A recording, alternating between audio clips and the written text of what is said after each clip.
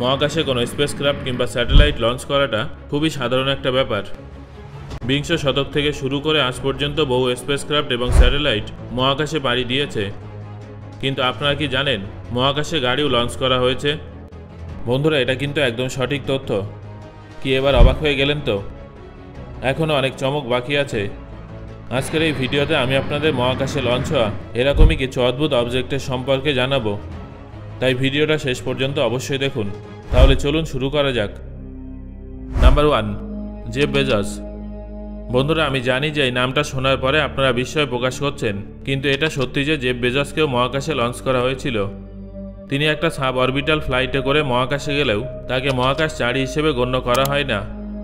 বিজ্ঞানীদের মতে কোনো ব্যক্তি শুধুমাত্র মহাকাশে গেলেই তাকে মহাকাশচারী হিসেবে বিবেচিত করা হয় না, তার জন্য তাকে ট্রেনিং নিতে হয়।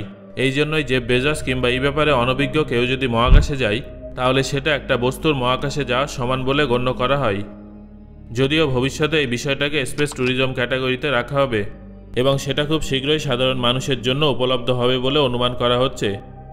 2021 সালের 20 জুলাই জেফ বেজস তার কোম্পানি ব্লু অরিজিনের শেপার্ড রকেটের সাহায্যে মহাকাশে যাওয়ার জন্য ফ্লাই করেন।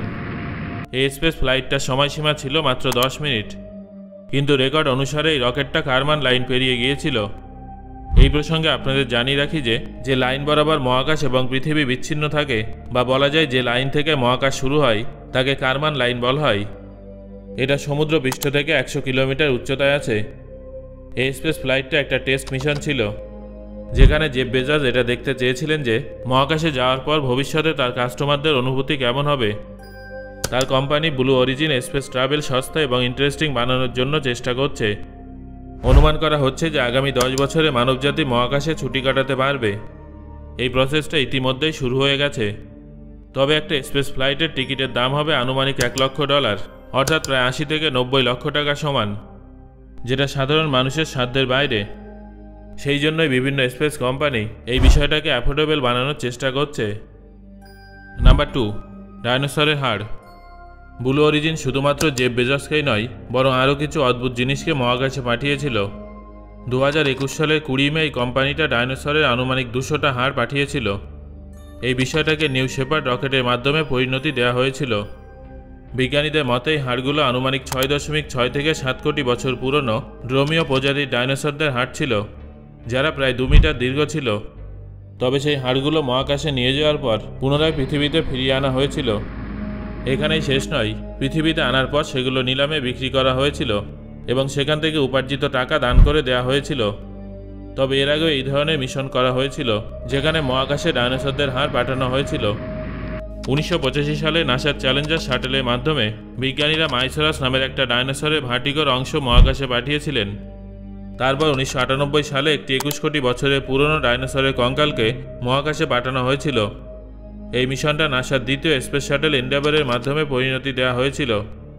2014 সালে বিজ্ঞানীরা টিরেক্স ডাইনোসরের কিছু অংশ অরিজিন স্পেসক্রাফটের মাধ্যমে মহাকাশে পাঠিয়েছিলেন। এটাই স্পেসক্রাফটের প্রথম পরীক্ষামূলক ফ্লাইট ছিল, যেটা স্পেশাল করে তোলার জন্য বিজ্ঞানীরা এই কাজটা করেছিলেন। সাধারণত বিভিন্ন স্পেস এজেন্সিগুলো পাবলিসিটির জন্য এবং সকলের দৃষ্টি আকর্ষণের জন্য এই ধরনের অদ্ভুত মিশনগুলো করে থাকেন। এটা হলো এক ধরনের মার্কেটিং টেকনিক, যার সাহায্যে সহজেই সকলের সামনে আসা সম্ভব। খবরে শুধুমাত্র যদি এটা বলা হতো যে একটা স্পেসক্রাফট মহাকাশে লঞ্চ করা হচ্ছে, তাহলে হয়তো অনেকেই সেটা নিয়ে আগ্রহ দেখাতো না। কিন্তু খবরে যদি এটা দেখানো হয় যে মহাকাশযানের পাশাপাশি ডাইনোসরের হাড়ও মহাকাশে লঞ্চ করা হচ্ছে, তাহলে মানুষ অনেক বেশি আকৃষ্ট হবে। Number 3, pizza delivery.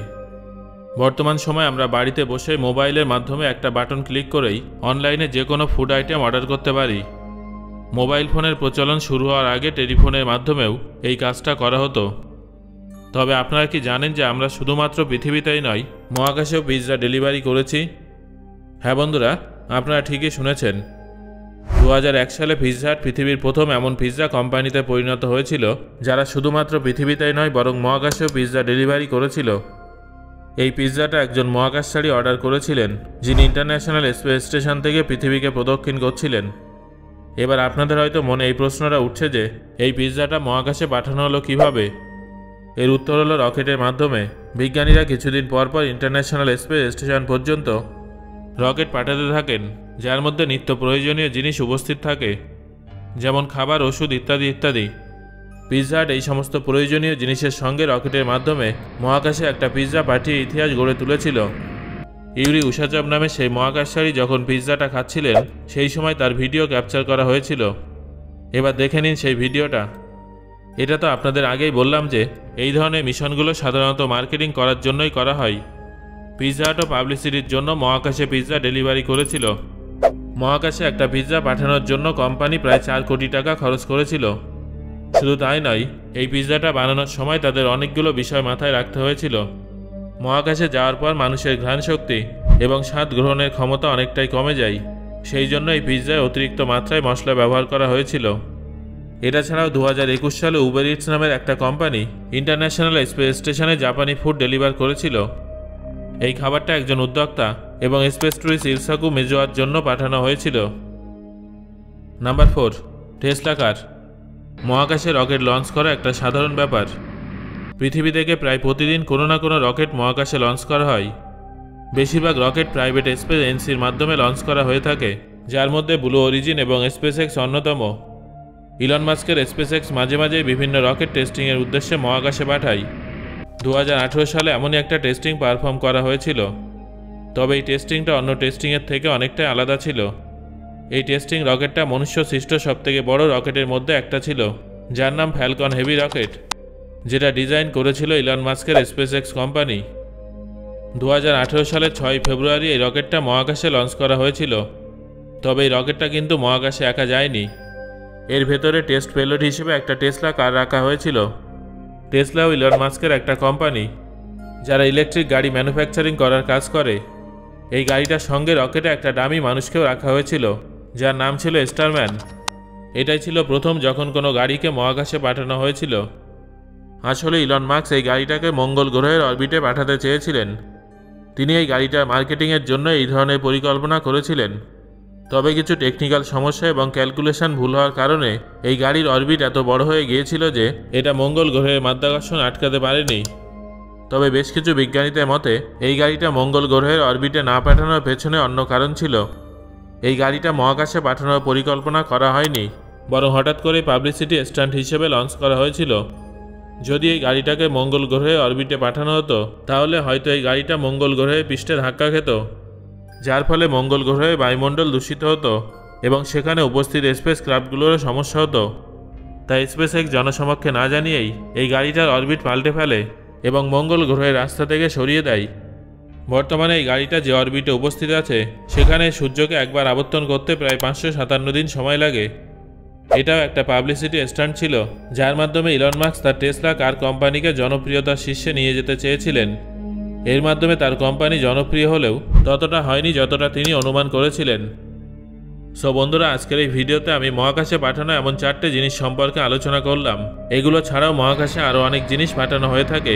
সেগুলো সম্পর্কে আপনি যদি জেনে থাকেন তাহলে সেটা আমাদের কমেন্ট করে জানান। আর আজকের এই ভিডিওতে আলোচিত এই জিনিসগুলো যে মহাকাশে পাঠানো হয়েছিল সেটা কি আপনি আগে থেকে জানতেন? সেটাও আমাকে কমেন্ট করে জানান।